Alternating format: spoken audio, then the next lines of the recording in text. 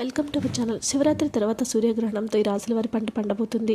ఈ నెల 15వ తేదీన ఆదివారం రోజు మహాశివరాత్రి పర్వదినాన్ని జరుపుకుంటాం. సరిగ్గా పండగ అయిపోయిన 2 రోజుల తర్వాత 17వ తేదీన సూర్యగ్రహణం సంభవిస్తుంది. మధ్యాహ్నం 3 గంటల నుంచి సాయంత్రం 7 గంటల వరకు ఈ గ్రహణం కొనసాగుతుంది.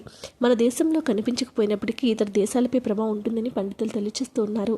2026లో ఏర్పడిన మొదటి సూర్యగ్రహణానికి సూతకాలం చెల్లదు. ఈ సూర్యగ్రహణం ప్రభావం ఏ రాశుల వారిపై ఎలాంటి ప్రభావం చూపుతుందనే విషయం గురించి తెలుసుకునే ప్రయత్నం చేద్దాం.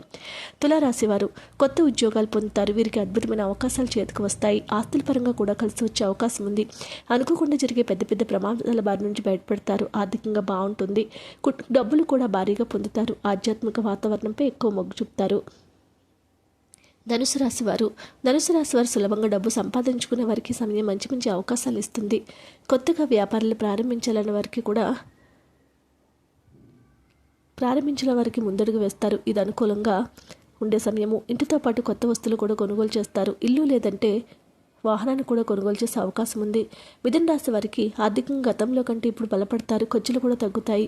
కొత్తగా ప్రణాళికలు రచించుకొని విజయాలను అందుకుంటారు. ఆదాయం కూడా బాగుంటుంది. గతంలో పెట్టిన పెట్టుబడులు ఉంటే కనుక వాటి నుంచి సమయంలో రాబడి మొదలవుతుంది. సింహరాశి వారికి ఉద్యోగాల పదోన్నతులు లభిస్తాయి. ఒప్పందాలు కుదురుతాయి. భార్యాభర్తల మధ్య ప్రేమానురాగాలు పెరుగుతాయి.